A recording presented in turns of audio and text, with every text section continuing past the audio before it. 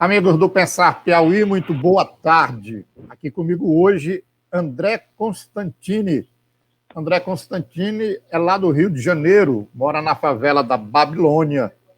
Ele é da direção regional do Partido dos Trabalhadores e também dirigente de movimentos de moradores de favelas e da periferia. André, tudo bem? Como vai você? Seja bem-vindo aqui ao Pensar Piauí. Primeiramente, quero externar aqui publicamente o agradecimento pelo convite. Espero que a nossa troca de ideias aqui nesse programa possa ser proveitoso para aqueles que estarão nos assistindo. Ok. O André me dizia, né, que está de máscara e está dentro de um coletivo urbano, está dentro de um ônibus, local aí onde ele vai dar essa entrevista para nós, mas eu quero que ele fique à vontade aí. E queria, André, como primeira pergunta, que eu já dei algumas informações sobre você, mas se você fizesse aí um pequeno relato sobre suas origens, sobre sua vida, quem é o André Constantini. E aí, em seguida eu entro mais no tema específico aí da segurança pública. Vamos lá, André. Bem, meu nome é André Luiz Abreu de Souza. André Constantini acabou virando um nome de batismo na militância. Esse nome eu coloquei no meu Facebook porque eu já fui pastor evangélico da Igreja Universal do Reino de Deus por um período da minha vida. Nasci na favela do Chapéu Mangueira, nasci no Instituto Figueira Fernandes, ali no bairro do Flamengo, no dia 17 de dezembro de 1976. Meus pais são Luiz Henrique de Souza, minha mãe é Neide Aparecida Abreu de Souza.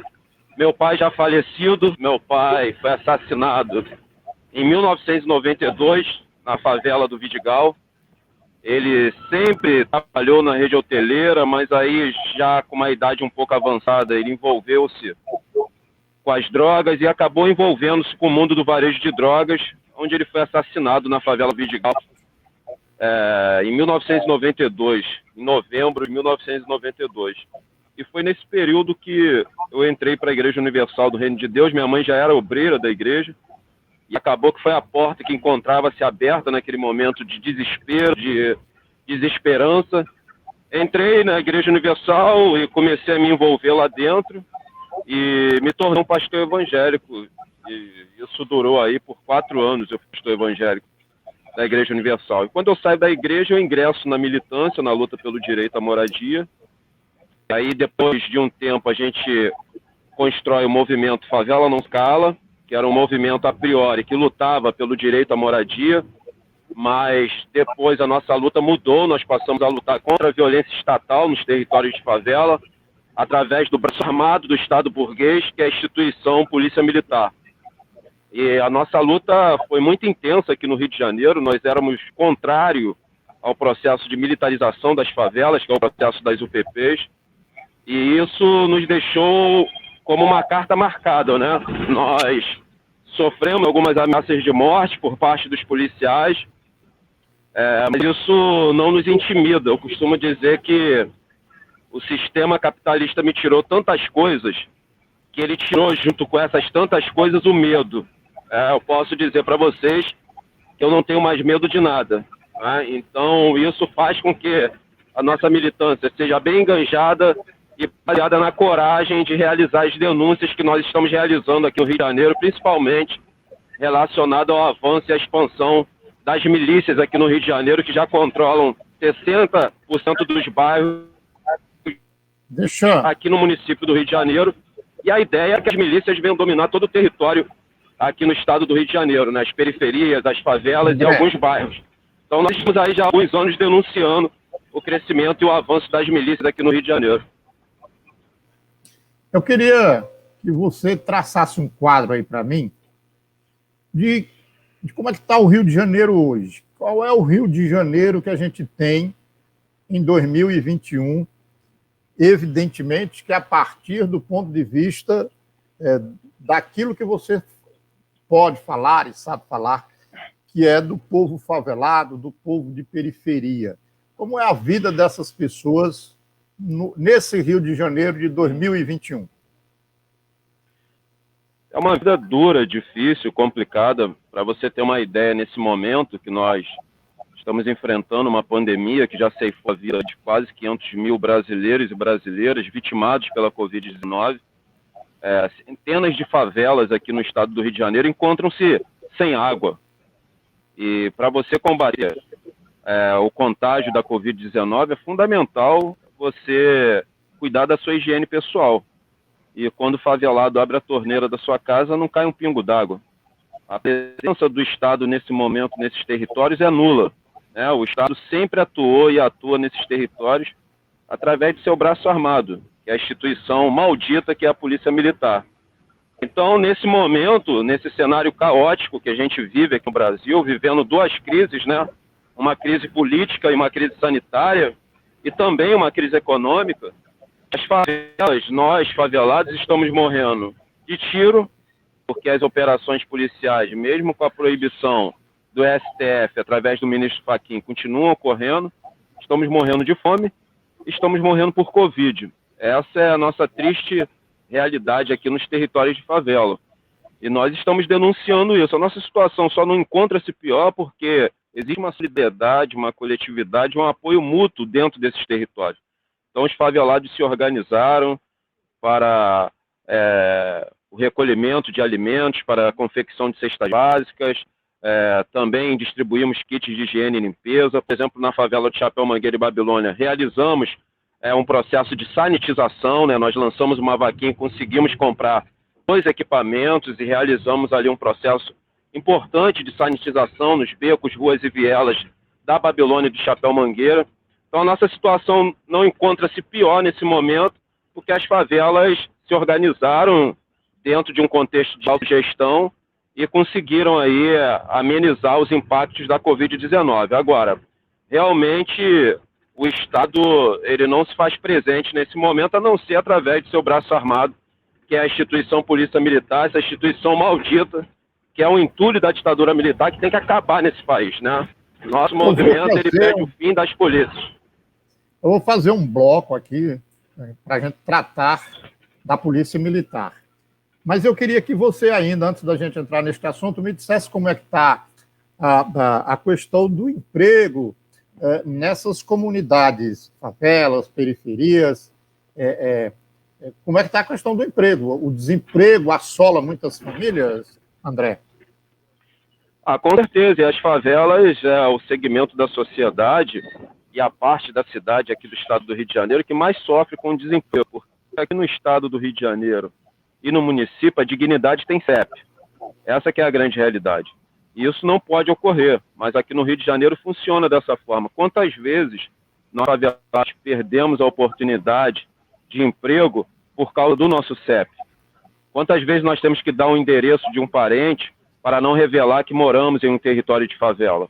Então, assim, é complicado. É óbvio que o segmento que mais sofre com o desemprego nesse momento são os territórios de favela. Não tenho sombra de dúvidas disso. Famílias inteiras foram empurradas para a miséria nesse momento, quando o Bolsonaro ele reduz o valor do auxílio emergencial com R$250. Impossível uma família sobreviver com R$250, com esse auxílio emergencial de apenas R$250. E não foram poucas famílias que moram aqui no Rio de Janeiro que estão indo viver em situação de rua. Daqui a pouco eu estou chegando no centro da cidade aqui do Rio de Janeiro. É incrível como aumentou o número de famílias que foram viver em situação de rua. Não só aqui no Rio de Janeiro, mas eu sei que isso vem ocorrendo em outras várias regiões desse país. Então, na verdade, o que nós necessitávamos nesse momento era de um Estado forte, era de um Estado atuante. Nós somos sabedores que em alguns países da Europa, o Estado vem pagando a folha salarial das pequenas e médias empresas. Justamente para quê? Para a preservação dessas empresas e para a manutenção dos empregos. Era isso que deveria estar ocorrendo aqui no Brasil.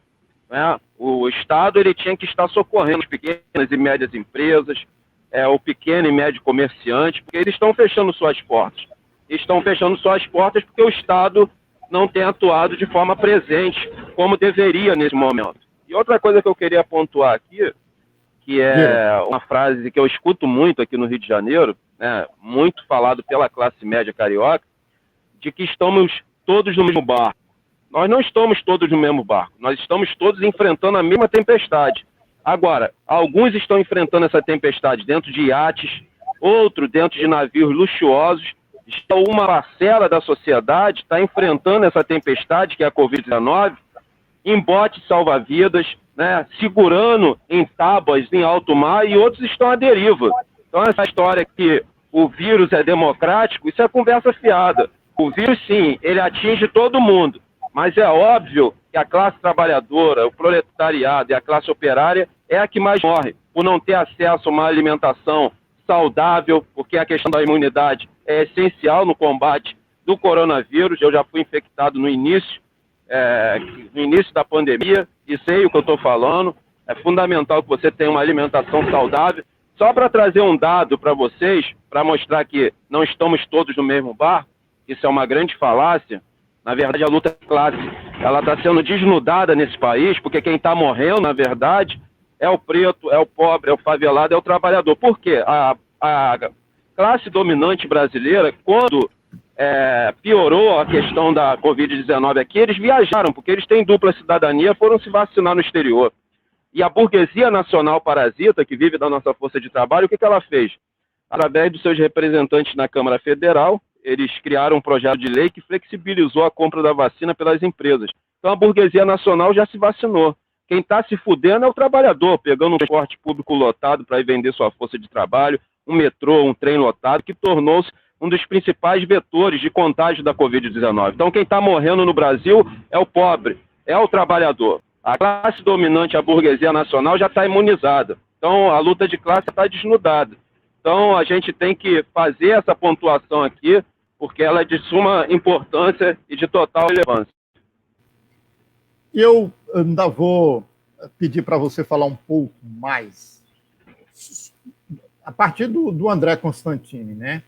Da questão da religião. Porque quando você estava se apresentando, você disse que tinha sido, inclusive, pastor da Igreja Universal do Reino de Deus. Você está me ouvindo? Que a imagem travou? Está me ouvindo, André? Oi, não escutei, porque picotou um pouco aqui. Tá. Então, eu vou formular então a pergunta. Você disse que tinha sido pastor da Igreja Universal do Reino de Deus. E hoje, o André Constantini professa alguma fé? Eu acho que é importante fazer essa pontuação. Eu fui pastor da Igreja Universal, e a nossa mente, ela é uma mente associativa. Nós costumamos associar, né, todos os fatos que ocorrem na sociedade. Então, a nossa mente, que é associativa, associou que é relevante para você ter fé, você ser praticante de uma religião. E eu acho que esse é o grande engodo que acontece nesse país. As pessoas precisam entender que você não precisa de uma religião para ter fé, mas a religião precisa da sua fé, muitas das vezes, para sobreviver. Né? Então, assim, eu me afastei da instituição Igreja Universal, não da minha espiritualidade, não da minha fé. Eu não preciso daquele templo, eu não preciso do Bispo Macedo para ter fé e para exercer a minha espiritualidade. Então, é importante que os brasileiros saibam diferenciar a diferença de você ter fé e espiritualidade e de você ser religioso praticante. São duas coisas totalmente diferentes e distintas. Ok. Então, agora vamos entrar no tema que você já pontuou aí algumas oportunidades, eu fui puxando por outros assuntos. Polícia Militar. Você, quando pronuncia a palavra Polícia Militar, é quase que constantemente vem junto a qualificação de Polícia Militar. Você diz braço armado do Estado burguês. Me define aí, André Constantino, o que é a Polícia Militar no Brasil hoje, especificamente a do Rio de Janeiro? Olha, para falar da Polícia Militar, a gente tem que fazer um recorte histórico, né? A Polícia Militar, que foi a Guarda Imperial, né? Ela era a Guarda Imperial e ela tinha uma função no período em que ela foi a Guarda Imperial, que era defender os interesses da coroa portuguesa, caçar, prender e genocidar os negros escravizados que fugiam dos engenhos para fazer a resistência nos quilombos. Essa instituição é tão desgraçada que ela não fez nem questão de mudar o símbolo. Você visualiza uma viatura da Polícia Militar aqui no Rio de Janeiro, você vai ver uma coroa, que representa a coroa portuguesa, uma folha de cacau e uma folha de café. Eles não fizeram nem questão de mudar o símbolo dessa instituição. Então é importante fazer um recorte histórico para as pessoas entenderem o porquê nós pedimos o fim da instituição Polícia Militar. E para a gente discutir Polícia Militar, companheiro, a gente tem que discutir o modelo econômico vigente no Brasil, que é o capitalismo. E no capitalismo, as polícias têm duas funções, três na verdade.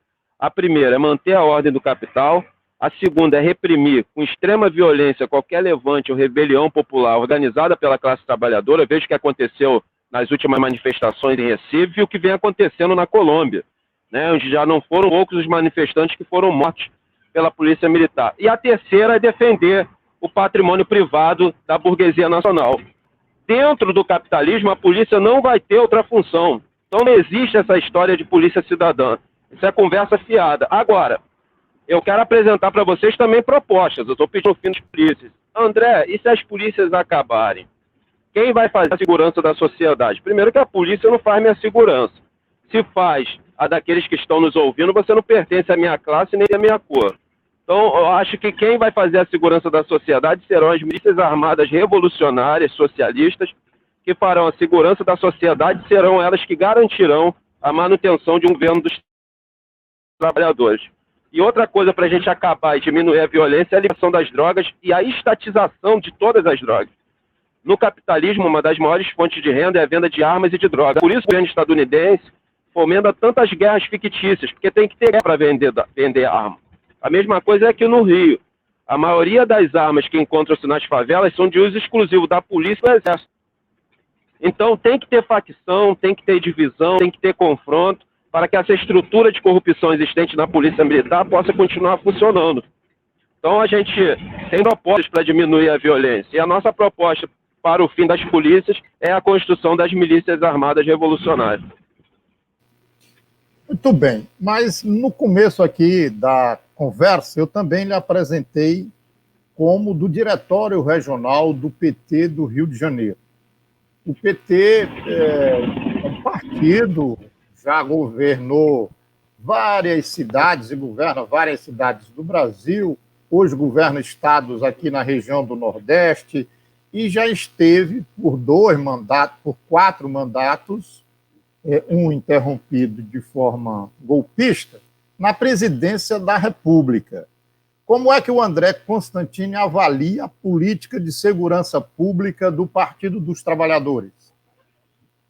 Olha, acho que a primeira coisa que a gente tem que pontuar, embora o Partido dos Trabalhadores vai ser fundamental na reconstrução desse país, porque nós estamos lutando para salvar o que todo o Brasil desde o golpe de 2016.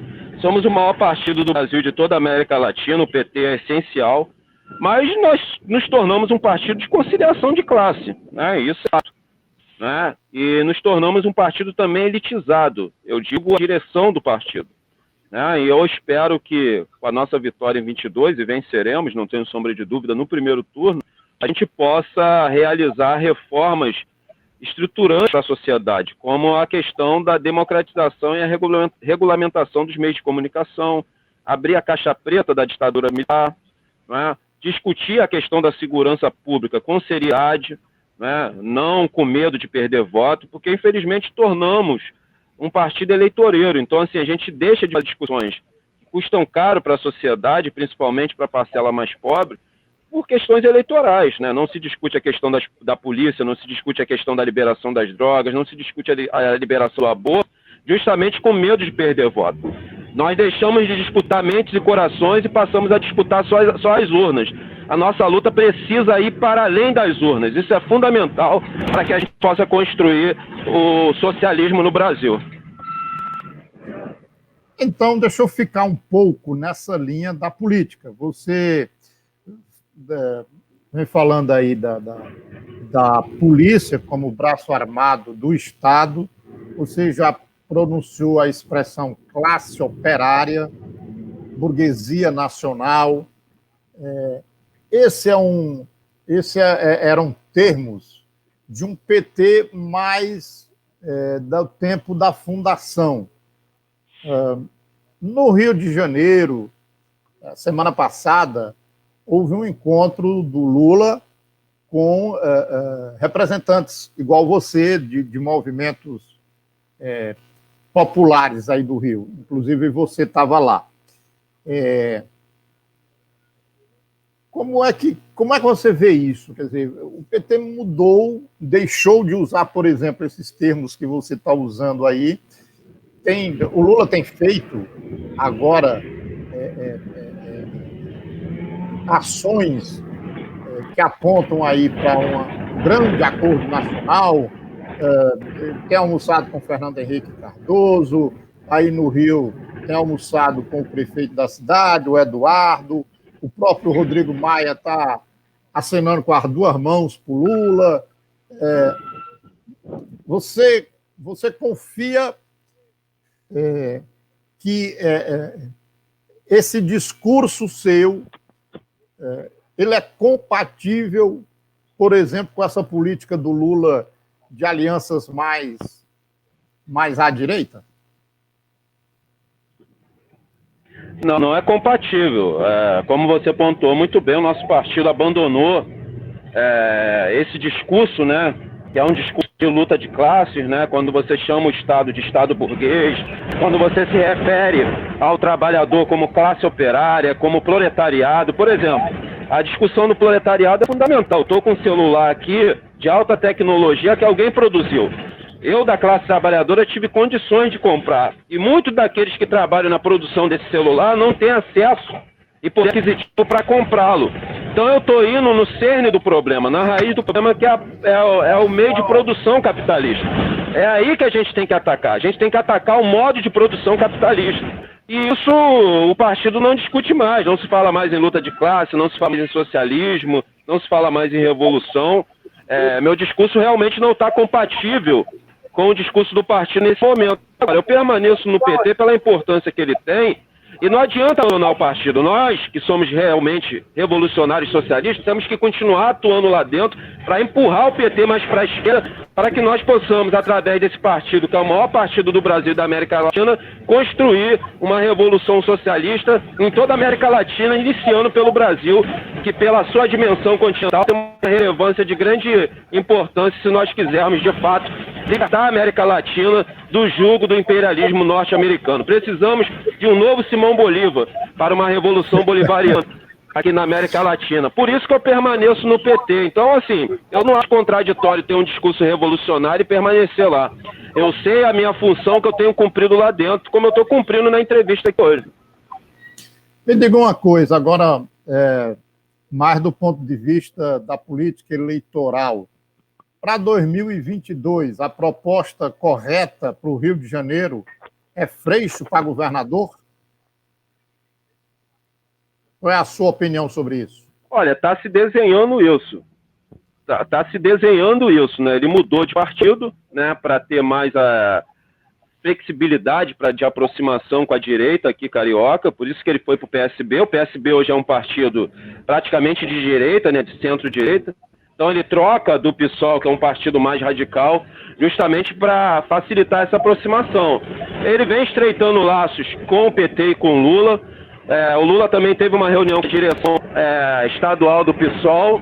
Está se desenhando aí uma grande construção de apoio ao Marcelo Freixo. Vamos ver se ela se concretiza, né? Muito bem. Eu queria... Não sei se a gente vai conseguir concretizar isso, não sei. Tá. Eu estou vendo aí que você já levantou e eu queria agradecer sua participação, não porque você já levantou. Vou descer do ônibus aqui, vai dar para a gente continuar falando, eu vou só descer do ônibus aqui. Não por causa disso, mas pronto, desceu. Então eu queria agradecer aí a sua participação, mas eu ainda vou explorar um pouquinho só você, só mais uma pergunta aí. Nós falamos aqui muito de polícia militar, mas falamos passando sobre milícias. Milícia no Rio de Janeiro tem uma atuação muito forte. A polícia militar está espalhada pelo país todo. E há alguma confusão na cabeça das pessoas. Então, você que vive numa realidade onde essas duas situações estão muito claras, a atuação da polícia e a atuação das milícias, eu queria que você falasse um pouquinho de cada uma delas para a audiência aqui do Pensar Piauí, principalmente a audiência que não é do Rio de Janeiro, para entender direito a situação, por favor. E aí, com isso, a gente finaliza. Olha, boa pergunta. Boa pergunta. Na verdade, as milícias são grupos paramilitares armados que controlam territórios e regiões aqui no estado do Rio de Janeiro. Na verdade, esses grupos paramilitares não deveriam ser chamados de milícias. Milícias é o que existe na Venezuela, quando a sociedade se organiza para defender uma cidade, um vilarejo através de armas. Então, existe um erro na nomenclatura que se dá a esses grupos paramilitares armados que erroneamente são chamados de milícias aqui no estado do Rio de Janeiro. As milícias têm um estreitamento direto com a polícia militar, porque ela é um grupo de paramilitares armados e muitos desses que fazem parte das milícias aqui são policiais da reserva e da ativa. Para você ter uma ideia, as milícias têm um poder de indicação para os comandantes de batalhão. E quando a milícia indica um comandante de batalhão, ela tem aquele batalhão na mão. Então, assim, qualquer operação que for ser realizada em um território de milícia, eles vão saber com antecedência e eles podem exercer uma pressão no batalhão para que o batalhão exerça, né, as operações nos territórios das facções que são rivais da milícia. Então, só para você ver o poder que esse grupo paramilitar tem aqui no estado do Rio de Janeiro. A milícia tem como fonte de lucro a venda de gás, a venda de água, gatunete, grilagem de terra, construção civil, agiotagem e ataque que eles cobram dos moradores dos territórios que eles controlam. Isso gera milhões e milhões de reais mensalmente para os cofres das milícias. E com isso eles compram suas armas e vêm aí expandindo, né, os seus territórios, tendo como auxílio das invasões dos territórios de facções rivais a própria polícia. Como dizer que a polícia militar é a quinta facção existente aqui no Rio de Janeiro. Você tem o ADA, tem o TCP, tem o Comando Vermelho, tem a milícia e tem a polícia militar. Para vocês terem uma ideia, para que uma facção sobrepõe sobre a outra na disputa territorial aqui, quem vai vencer essa disputa é quem paga mais para a polícia. Só para vocês terem uma ideia, o processo de mexicanização que a gente vive aqui no estado do Rio de Janeiro. É um processo de mexicanização. Agora, sem dúvida, a força maior hoje no Rio de Janeiro, belicamente e politicamente, é as milícias. Você falou bem aí... Oi? Você falou bem aí que eles vendem, não produtos, foi a primeira coisa que você falou, gás, gatunete, outras coisas, mas agora mais para o final, e na reunião que você teve a semana passada com o presidente Lula, você deu esse exemplo que eu queria que você repetisse aqui.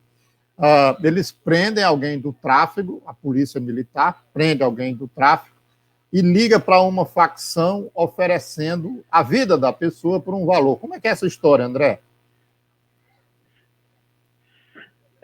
Isso foi apreendido em um batalhão aqui no Rio de Janeiro, uma tabela. Eu falei lá a listagem, mas é uma tabela, e ali é tabelado o preço dos varejistas, né? Então, assim, por exemplo, a Polícia Militar faz a apreensão de um varejista no Complexo do Alemão, que é Comando Vermelho.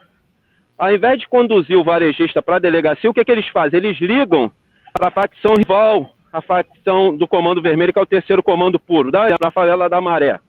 Aí eles ligam, né? Eles olham lá o preço do valor da tabela. Por exemplo, se o varejista for um gerente, ele vai valer um preço altíssimo. Aí eles ligam para o TCP e falam, ó, estou com o gerente do Comando Vermelho aqui, a gente quer 100 mil reais. Veja que tudo no capitalismo vira mercadoria, né? Os varejistas também viraram.